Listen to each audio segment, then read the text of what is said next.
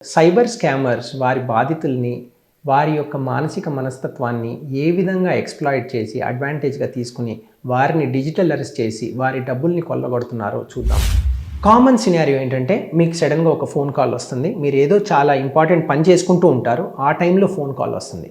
మీరు ఫోన్ ఎత్తంగానే మీకు ఇమ్మీడియేట్‌గా మీ బ్యాంక్ అకౌంట్ హ్యాక్ అయిందనో, లేకపోతే మీరు ఏదో కొరియర్ పంపించారు, ఆ కొరియర్‌లో మాదక ద్రవ్యాలు లభ్యమయ్యాయి, దాంట్లో మీ PAN card, Aadhaar card link ఉన్న నెంబర్స్ అందుకున్నాయని చెప్పడము, లేకపోతే మీరు మనీ లాండరింగ్ కేసులో ఇరుక్కున్నారనో, అంటే హవాలా ట్రాన్సాక్షన్స్ లాంటివి చేస్తున్నారనో, ఇలాంటి విషయాలు మీరు ఏదో పనిలో ఉన్నప్పుడు సడన్‌గా ఫోన్ చేసి మీకు చెప్పి you are under digital arrest అనేస్తారు.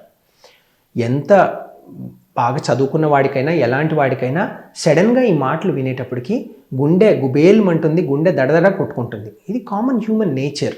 వీరు కొన్ని టెక్నిక్స్ చాలా సమర్థవంతంగా వాడతారు. నెంబర్ 1 టెక్నిక్ ఏంటంటే అథారిటీ బయాస్. మళ్ళీ చూద్దాం అదేంటనేది. నెంబర్ 2 విపరీతమైన భయాన్ని, విపరీతమైన గిల్ట్, షేమ్ని రెచ్చగొట్టడం మనలో. నెంబర్ 3 ఒక రకమైన తొందరపాటును క్రియేట్ చేయడం. ఇలా అనేక రకమైన మైండ్ హ్యాక్స్ని వాడి మానవ మనస్తత్వాన్ని దెబ్బతీసి మన లాజిక్, మన రేషనాలిటీ, మన హేతుబద్ధత అవన్నీ కూడా బ్లాంక్ అయిపోయేటట్టు, టోటల్ జీరో అయ్యేటట్లు చేసి మనం పూర్తిగా వారికి సరెండర్ అయ్యేటట్టు చేస్తారు.